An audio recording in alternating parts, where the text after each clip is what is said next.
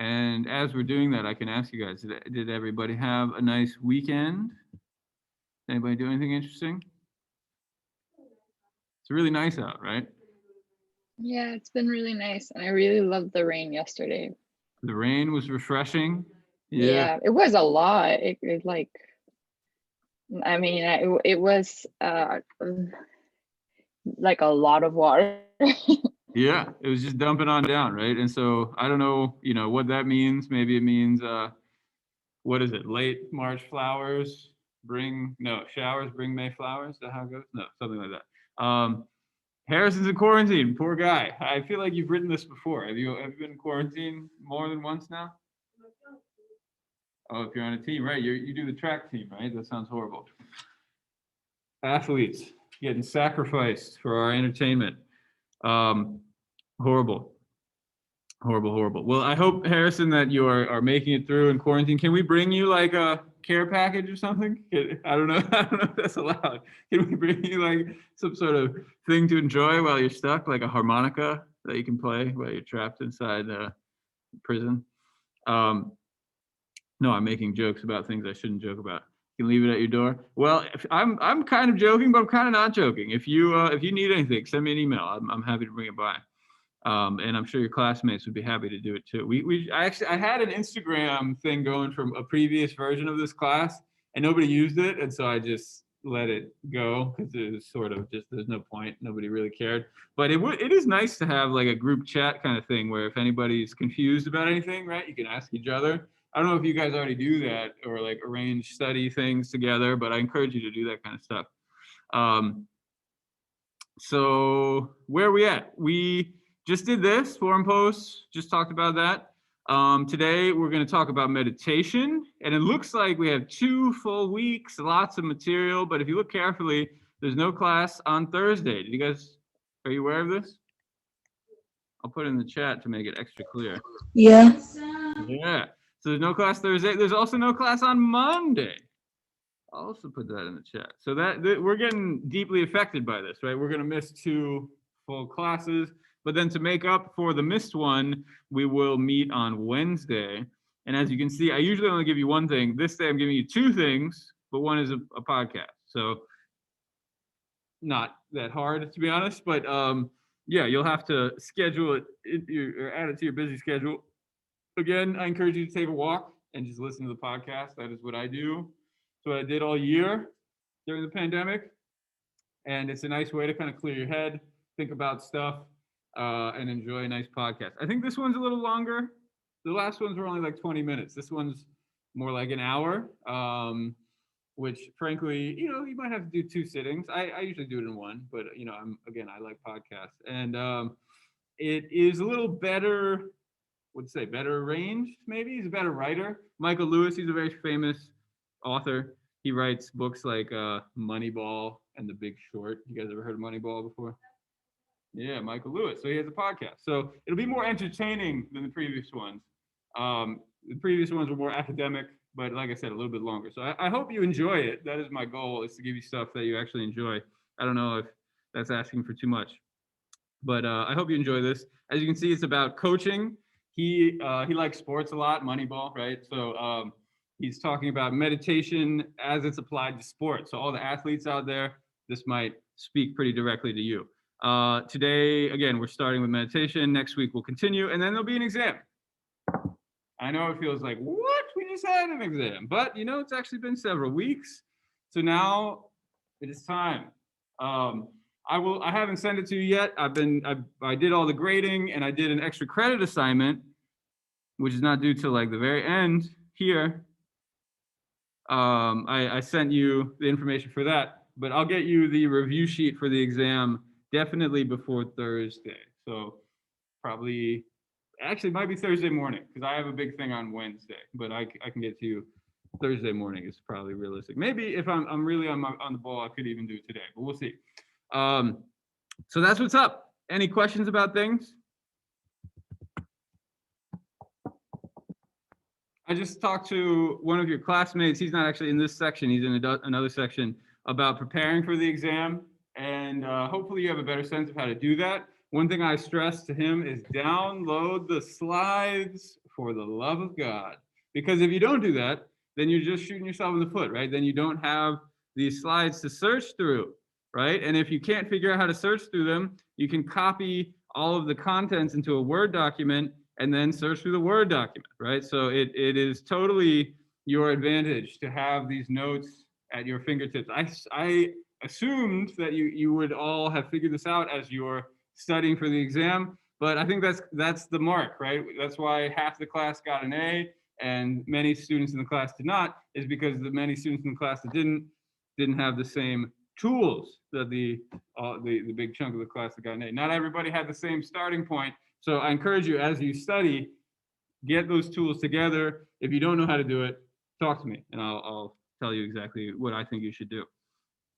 Okay, sorry I'm late, Professor Bill. I'm having technical issues. That's okay, no problem. That's why I record, because obviously people drop in and out.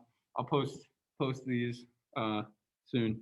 And if I ever, oh yeah, I think I forgot to post the slides for today. I don't know if it's even worth me doing that right now, but I guess while I'm thinking about it, I can do it. So any questions for me as I post the slides for today? Questions about the exam, the schedule coming up, anything else? Let's see, coach in your head. Here's this week, right slides. Yeah, as you can tell, I got a lot of stuff going on these days and I'm putting stuff together. Okay, here we go. So yeah, slides are up here. Download these slides. You guys know how to download them, right? You click, open up this window. It might not look exactly like this, but it looks something like this. Download all of the slides, because otherwise you're just wasting time poking around on Moodle, right? And that adds up in the end. Okay, questions? We all good? I'm going to assume you're all good. But if you ever have questions, please let me know. All right, so coming back to this assignment. Again, I try to just feed it to you, right? Like I try to give you the answers.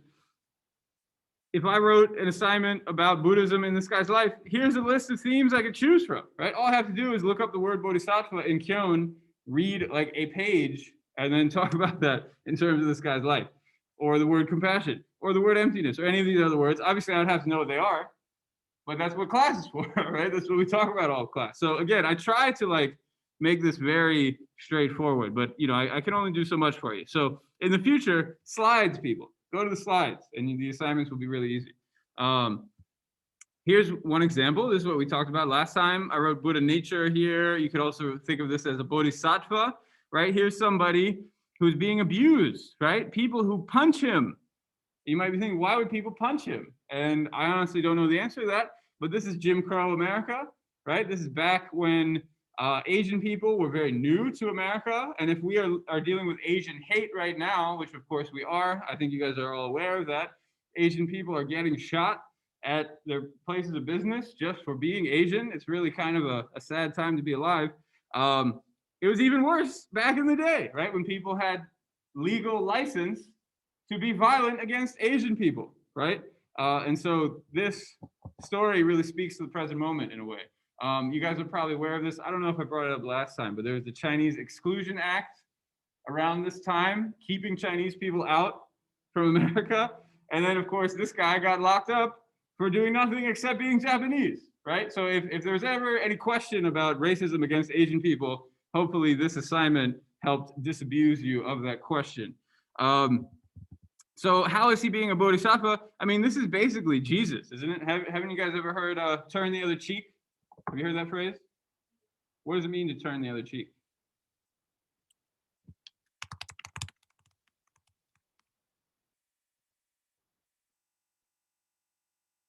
Any good Christians out there?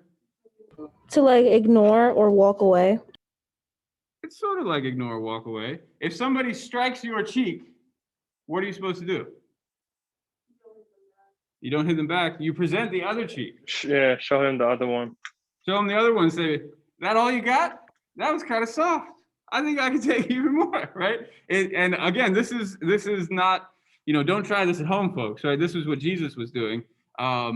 It's literally taking physical abuse and saying, thank you, sir, may I have another, right? It's saying, I will take more physical abuse from you Because again, this is the person who died for our sins, right? He took on this pain willingly and bravely, and Easter's coming, right? He'll be born again soon, or whatever. He will be risen. Okay, so there's a pretty parallel thing happening here. The Bodhisattva is a lot like Jesus, at least in terms of bravery and in terms of compassion. The person who treats me with contempt may eventually become happy. I keep repeating this to myself. So he's clearly struggling, right? Master Senzaki, he's clearly struggling. People are abusing him, and he's trying to keep compassion, right? He's trying to stay compassionate toward these people who are abusing him. I showed this fight with Ravana, maybe to sort of bring up a battle where there was a similar sense of trying to show compassion despite being in a battle. Maybe you remember that. I could have maybe come up with something better, but that was a connection to something previous that we talked about. This one, some people talk about this one. This was a little harder. It was this idea that there's a prophecy that that Buddhism will continue to move east. And I think the word poem was probably near this on the page. So if you did like a search for the word poem, you probably found this one. But it's actually one of the harder poems. And so what does it say? A government must practice its policy without sentiment. This morning, the winding train, like a big black snake, takes us away as far as Wyoming. A current of Buddhism, or of Buddhist thoughts, always runs eastward. That's the prophecy, right? And so the good essays that talked about this said there was some prophecy that Buddhist thought will continue to move eastward. The policy may support the tendency of the teaching, who knows? And so what, if you just read that, it's like, okay, there's prophecy, whatever. But where is he going? He doesn't tell you, right? But where is he going? What's in Wyoming? The internment camp. This guy's going to jail. He is going to a concentration camp. And he's like, hey, maybe here's a chance to spread the Buddhist teachings. Isn't that exciting, right? And so what could you say about this? I don't think anybody did, but you could say something like emptiness. Maybe someone did talk about this. I graded on Friday, so it's hard for me to even remember. A lot has happened between then and now. But you could say emptiness, right? Most of us would look at this and think, this is incredible suffering. This is a horrible situation. I'm freaking out just reading about it, right? But he is able to kind of take that apart. Remember, I drew the thing on the board? Take it apart, build it back together again, right? He takes reality apart and says, hey, maybe this thing that I should be freaking out about isn't that big of a deal. The government's got to do what it's got to do, which of course is talking about sending all Japanese people to internment camps, and then building it back up again. He's saying, hey, here's an opportunity for me to spread the Buddhist teachings. How wonderful. Now, again, do you believe him? Maybe not. I don't know. I've never met the guy, right? But he's at least trying to convince himself, if not others, that this is a good way to think about it, right? It makes you wonder, what is the point of this poetry? Is it to reflect the way he really feels? Or is it to try to imagine a better way of being? And I think this ties in with what Simone was bringing up. I'd love to hear her thoughts on it if she has any. What she was bringing up, I think it was last class, about toxic positivity. Does this count as toxic positivity? Is he not really giving himself a chance to really experience what, I think we would all be going through here? I don't think it's positive. I just don't, when I started reading and then I started listening to the podcast more, I kind of realized that it wasn't entirely, I think it was a very healthy way to cope with such a difficult situation, because in a situation like that, and what I like also is that he's thinking like, maybe if I wasn't in this situation, I wouldn't be able to see how beautiful some things are, or I wouldn't be able to see, since he talks about there's a meaning for everything. It's like there's a meaning why he's going to a camp, and even though that's very brutal, there's also to find a meaning or to find a purpose is a very also good way to cope with such a difficult situation. I just wrote everything happens for a reason in the chat. Yeah. Do you guys believe in this phrase? I do. You do. Hey, so Simone's been able to kind of turn this around and think, okay, he's doing everything happens for a reason thing. Does anybody want to critique this way? And of course, no offense to Simone, because I agree, right? This is a very powerful way to look at the world, and you can derive great strength from this way of thinking. Does anybody want to critique the everything happens for a reason way of thinking? Does anybody not subscribe to it? I don't, because you're justifying some atrocities in the hopes that at the end of it will make sense for some reason. Because at the end of the day, some people suffer because other people choose to be evil, horrible beings. And there is no reason for it other than someone chose to be a really horrible person. It doesn't provide any good at all. Well, and so what I hear, would you like to respond? It's just, yeah, that I wanted to clear up something. Okay. In no way, when I say that everything happens for a reason, I only apply it personally. Never, never, never would I ever be like, oh, like genocide, it happens for a reason. There's no, like, there's no justifying that. When I say everything happens for a reason, it's like, all right, maybe I can learn from like a difficult situation, but by difficult situation, I don't mean like,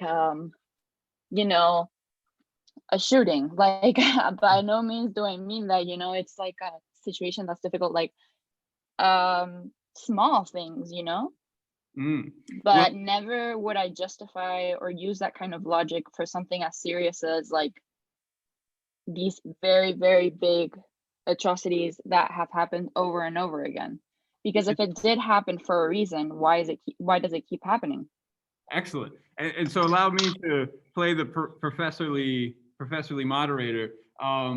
It's just like double vision, right? The double vision thing might feel very simple when I first introduced it, right? Looking at the world through the insider or the outsider perspective. You can apply it here. These are two ways of looking at the world, right? And they seem like they're in conflict with each other, but really, both of them are true. Things do happen for reasons. We might not know what the reasons are, but they do. And what Isa was saying is we should find out what they are, right? We should find out what those reasons are. And if we do, we might find that people are the reason why bad things are happening, right? And we need to hold those people accountable. Say it again. Sometimes people are terrible. I think that's a fact, actually. Yeah, I mean, not all the time, right? I try not to be terrible, and I imagine you guys seem pretty cool. But at the same time, that's a better way to put it. Yeah, I'm glad you guys see it this way. And in fact, this is something we will keep talking about. It's relevant for the meditation stuff. I don't know if you can make the connection right now, but we will come back to this same conversation. I've thought about it before. That's why I have this insight. And so really, you can look at it both ways. And we could look at what's happening with this poem here. And we could say the American government is doing something horrible. And it's in line with Isa's point, Isa's take, we could say. And that's absolutely right. They were doing something horrible. On the other hand, we could take Simone's take and say, look how brave Senzaki is to be able to go into this darkness full of light. And those are both true. I mean, that's not exactly completely what I mean, though. Okay. I feel like it is, because I also really want to be careful in the sense that's like, one thing is saying, oh, let's see the positive, because it could be very privileged to say, like, oh, I've never experienced something as awful as this. And you know what, maybe we could see like, the bright side of those things, like on the other, because I'm not going through that, I'm not going through being on a train to go to a camp, like I'm just trying to be clear that it would never, for me, when I say everything happens for a reason, I'm specifically talking about, I don't know, like what I had said, like, I don't know, something more as an everyday thing, like a breakup or, something more, but not something like as serious and as constant with anything with human rights, Yeah, and so I apologize if I'm putting you on the spot, Simone. I didn't mean to. No. I just want to be clear because it's a very important thing, And you are being clear. And one thing I liked you said earlier is you said you do this for you. You know what you're saying? Right. It's personal. Right. It's a personal thing. And if we read this poem, this is for him. I think it's in his diary or something. I don't think he's publishing these. I don't think he's putting it out on Twitter, of course, right? This is really for him to process this. And maybe one, you know, now I'm kind of shifting to my own take, but one way we could think about this too is when we're in a situation and there's nothing we can do about it. And frankly, there's nothing he can do about this, is there? He's finding a way to survive, right? He's finding a way, again, to be brave, to find light in the darkness. And that is what we must do. And actually, a very parallel situation is Life is Beautiful. It's a movie from like the 90s. It's an Italian movie also about concentration camps. And if you ever watch it, I don't want to ruin it for you, but it's a very similar idea, right? Is how do you maintain kind of a positive motivation in an utterly horrible and oppressive environment? And it's inspiring. At the same time, it kind of brings up the same conversation we're having, which I love, by the way. This is an amazing conversation. Is this the way to do it, right? Wouldn't it be better to stop the camp? And of course, the answer is yes. But sometimes you can't, right? And so this is where it gets a little tricky. So I think we don't need to belabor the point too much more. I think you guys get it. We want to stop the camp. We don't want the government order to go through, right? But obviously, Senzaki not talking about it that way. He's not saying it's this. like what's in his power. Exactly. You know? Exactly. And so hopefully other people during this time would not be saying this, right? They would be saying, hey, let's not put Japanese people in camps. Government, right? American government, democracy. These are American citizens that you are putting into a camp. What the hell, right? But of course, Senzaki has no power to do that. He's totally powerless at this point. Wonderful. Again, we're going to return to this point. So thank you guys for entertaining me. And this is on a similar theme. A lot of people wrote about this one. He's in the camp. He's looking past the barbed wire. He's seeing the sunrise. And this was, I think, part of Simone's initial point too, is that by being in this cage, by suffering, he could actually see beauty more clearly, which again is counterintuitive. And I think contrary to the more sort of social justice position is that abuse should always stop. Abuse is always negative. You can put the clap hands emoji between those words, right? And that's not wrong, right? That's correct, in fact. But what Senzaki is doing here is a slightly different approach, right? And that's why I wanted to share this with you. It's hard, but it's kind of powerful. When you are trapped by COVID, for example, I'm sorry, Harrison, but you're a perfect example. You are trapped by COVID right now. You know, you can see life differently. Another way we get trapped, you know, Simone brought up breakups, right? If somebody breaks your heart, that is a special kind of suffering that there's nothing you can really do about it except think about yourself and the way you look at the world. And you might, just maybe, be able to see beauty in it that you would have never seen before because you've been too busy having a good time with your boyfriend or girlfriend, right? These are just a few examples of parallel situations where your view changes, your perspective on life changes as a result of suffering, right? As a result of these difficulties that he's going through. The lotus flower blossoming above muddy water. Some people talk about that.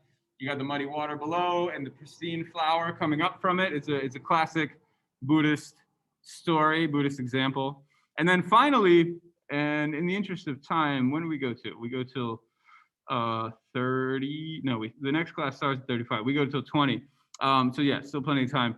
Final example is this question of religious freedom. And maybe I can pose this one to you. I know I've been lecturing a lot. How can we see this as a story of religious freedom? This is the part that really moved me, and we didn't really get to talk about it last time. So I'll read it to you. The author Williams, the guy who wrote this book, who was being interviewed in the podcast, he said, far from threatening the fabric of American life, Japanese American Buddhists during World War II strengthened it. So again, far from threatening the fabric of American life, they strengthened the fabric of American life. Their story stands as powerful testimony to Americans' foundational claim to be a nation of religious freedom. How is his story, now that you guys have written about it and thought about it, how is his story a story of religious freedom? Can anybody make sense of that? This is a hard question.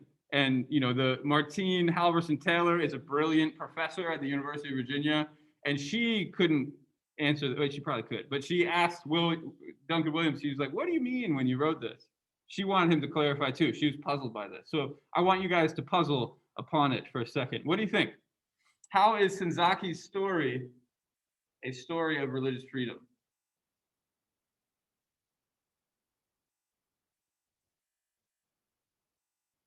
I believe that because of the fact that even though they imprisoned him, they couldn't take away his religion. Yeah, I love it. You guys probably already heard Mario say that, but it really nicely stated. You know, they imprisoned him, they put him behind the barbed wire, but they couldn't take away his outlook on the world, his religion, his way of seeing things. They couldn't force him to be in a prison in his own mind. What a message, right? Other thoughts? What about this American foundational claim to a nation of religious freedom? I wrote here, constitutional ideas are not just words, they must be embodied. William said something to that effect. We have a constitutional ideal of religious freedom, don't we? It's hypocritical because the people that founded the country were Puritans and Protestants that came over from Europe because they were being religiously persecuted, and that's why they founded the country of America. However, the only religions that they tolerate are branches of Christianity, because when you look at religions like Judaism and Buddhism and Sikhism, I don't know if I'm pronouncing it right, and Islam, the way that they treated and viewed in this country is not the same as Christianity is viewed and treated in this country. You are mostly correct, Isa, and as usual, very nicely stated, very nicely argued. But there is a little room. I agree with you. So Thomas Jefferson, I think we talked about him before. He owned people. He enslaved people. He enslaved his own family members, right? He's a horrible person in many ways, but he's also an interesting thinker and a founder of our country. That, you know, this just goes to show we have a complicated legacy in our country. And here's a book about his Quran. He owned a Quran and he cared about Islam. It's not to say he, you know, was Muslim or anything, but it does go to show there's something a little more loose to what to their theological underpinnings than Isa is saying. We could do a whole class on this. Maybe in the future we will. There were more. What's the word? They just kind of believed in divinity. Deism. That's what it's called. Have you guys heard of deism before? They had very loose sense. Isa's absolutely right. They had a loose sense that there is some sort of supreme God, which is founded on monotheistic theology, right? Things that we've covered in this class do not really fit this definition of religion, but they were being about as liberal as they could be. They were trying, right? And so when they write things like, "In God we trust," I don't think that was actually them. It comes from a later period. They don't specify which God, right? They don't say, "Oh, we mean the Christian God and not Allah," right? They actually wanted to be as inclusive as possible. And there was a sense that there is one supreme God that everybody is sort of being tied into. There is one nature, right? Science and nature was starting to pop off in the 18th century. And so there was a sense there is one God, there is one nature, and it's all universal and we're all a part of it. So they were trying, you know, this is my more liberal read, right? My more generous read. On the other hand, like I said, there's a lot of room for criticism too. So coming back to this, this claim to religious freedom, they're trying to open up space for that while still, like I was saying, maintain a bit of specifically Protestant hegemony. And, you know, in a Catholic school, I think many people would have a deep understanding of that and a lot to say about that. Okay, so, but coming back to Isa's point, there is this claim to religious freedom is not usually available. It's not usually possible. And what Williams is saying is that in order to make this real, right, and in order to make this no longer a hypocritical statement, he has to be an American. Senzaki's story has to be an American story. This book is called American Sutra, right? This is American Buddhism. He is not some foreigner who doesn't belong here. He is American. And his creation of religious freedom, like Mario was saying, in a prison is a story of American freedom. That's what he's arguing. And at least that's the way I understand it. He has to embody religious freedom. And it goes to say he's more American than the people who put him in jail, right? He's adhering to this enlightened ideal of religious freedom more than the ones who took his Buddhist scriptures away from him. Would you agree with me? And so this ties in with, you know, the people who were shot 13 days ago, right? Almost 2 weeks ago. from some perspectives, those are not real Americans, right? They're just some peripheral people who happen to be in America. He is an American. His story is an American story. His religious freedom is an American religious freedom, right? I think this is what moved me so deeply, is we get to decide what America is, right? This is America. It's not only all the horrible things that it has become. Okay, questions, comments, thoughts? Have I moved anybody with my soliloquy? Are you guys as moved as I was when I first came to this realization?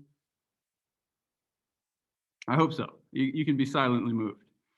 If you have other thoughts, I'd be happy to hear them. Otherwise, let's go.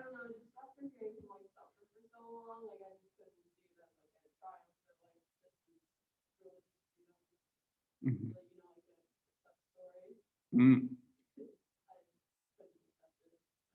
Too much oppression. Yeah.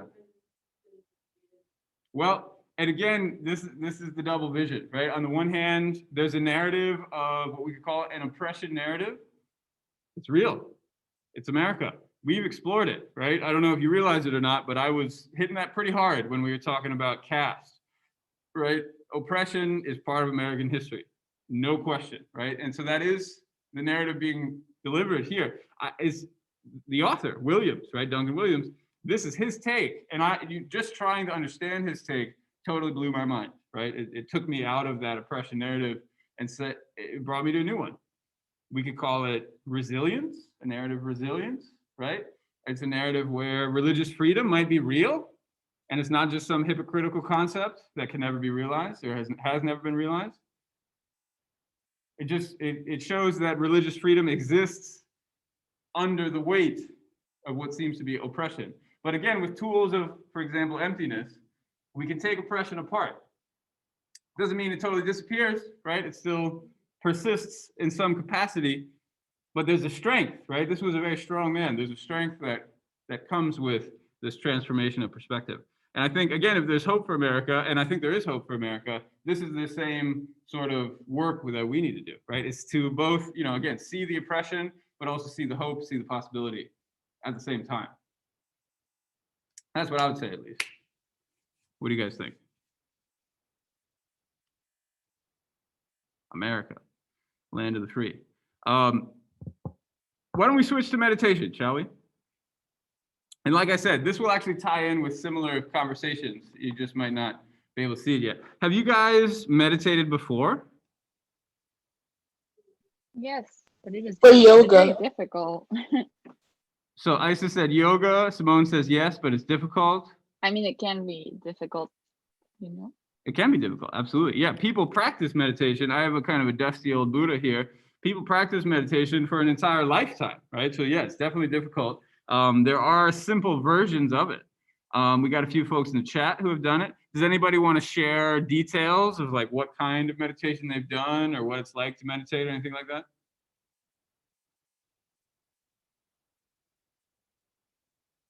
No one?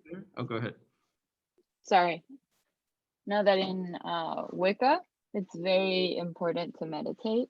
And it's very important, especially before you do anything spiritual. Okay, so it's almost like a preparatory practice? Yeah, and also kind of just to, if you want to manifest something, it's something you have to be in a specific state of mind to do things. So Simone's talking about manifesting. Have you guys ever heard of manifesting something? What is manifesting?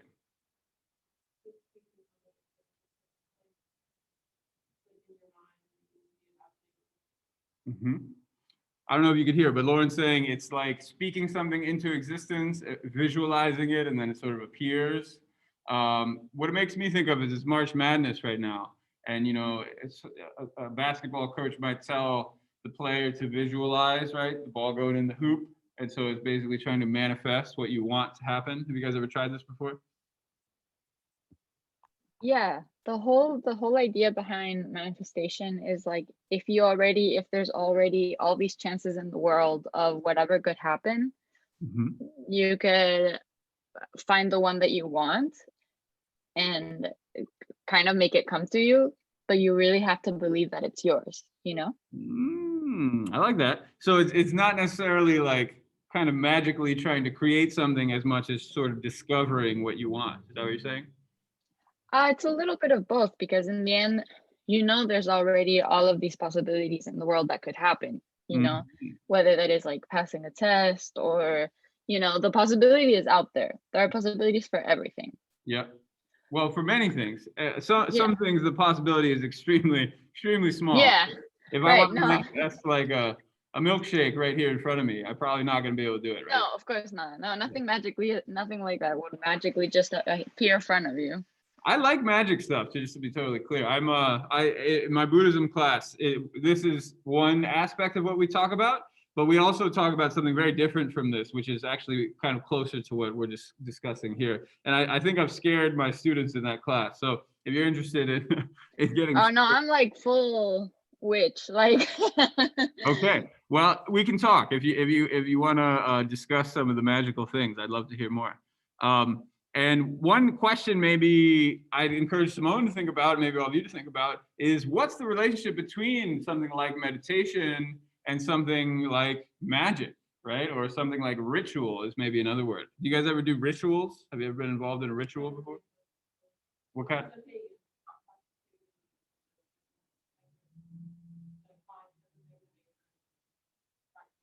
Very interesting. So Lauren's talking about her roommate who does paganism or pagan rituals, and it's about nature and manipulating nature and that sort of thing. That's Wicca. That's Wicca. Okay. That's what I do. Yeah. So maybe you guys can hook up. Simone and the roommate can talk about some things. So what about Catholics? Do Catholics have rituals? Sacraments. Yeah. Where are my Catholics at? Isn't this Catholic school? Catholic rituals? Marriage is a ritual. Hey, now we're getting somewhere. And so that's another thing we can think about is how does meditation compare to these other rituals? Because it feels different, doesn't it?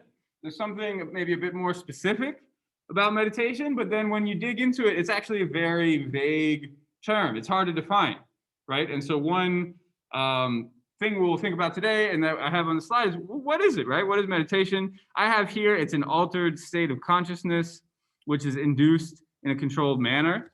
This is actually from Kyon, but we didn't read Kyon, so I just pulled it out and brought it to you. We don't have to spend too much time on this, honestly. I think we basically covered these questions. So maybe in the interest of time, we can move on.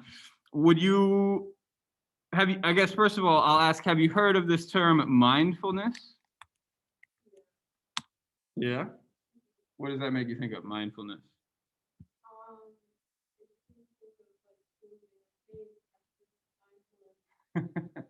Right. Schools would not email you and say, and Lauren said she's heard this from like a school email or something. Schools would not email you and say, hey, let's all do like a pagan ritual out in the woods or something, right? Why are they emailing you and telling you to do this? What's the point?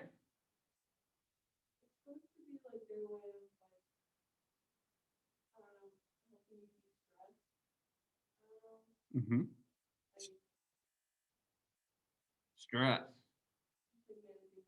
Managing stress. You guys stressed out?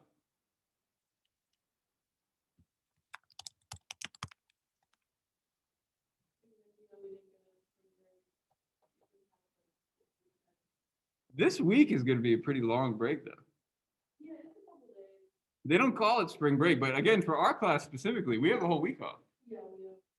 Yeah, it's almost like a mini spring break, but not quite long enough, or just not called spring break, so you're not tempted to go to Cancun, but I bet some people will anyway, right? Yeah, I for the record, I am not going to Cancun, even though I am vaccinated. I got many busy things to do, you know? Okay, stress. Nobody responded to my stressed out question. Maybe they were too stressed to even respond to the stressed out question. But of course you're stressed, right? If you're not stressed, then you're not trying hard enough. I don't know. Then you're not paying attention. And so there's this program called Mindfulness-Based Stress Reduction. again, I teach more about this in my Buddhism class, and we get into a lot more detail, but the bottom line is it's based on Buddhist meditation practices, right? And so again, when you get that email about mindfulness, it's very carefully designed to not be Buddhist, right? It's been sort of secularized in a way that maybe a pagan ritual could not be secularized. I almost said a word I did not mean to say. And so here is a bunch of people in suits meditating, right? Is there anything that looks particularly Buddhist about this? A little bit, yeah. So the way they're sitting cross-legged feels a little bit Buddhist. Any other Buddhist things? Her hands look a little Buddhist, kind of open to the side there. What about these guys? He could be taking a nap for all we know, right? He's probably taking a nap. Actually, he does look like he's taking a nap. He looks a little too relaxed. No, she looks like she's locked in, right? So it just goes to show Buddhists did not invent meditation. They don't have any dominant claim to meditation. And so when meditation sort of entered into the modern age, it also modernized, right? It became something new. I have a meditation we could do. Are you guys interested in meditating? Yes. Yes, very good. All right, so I'll stop the recorder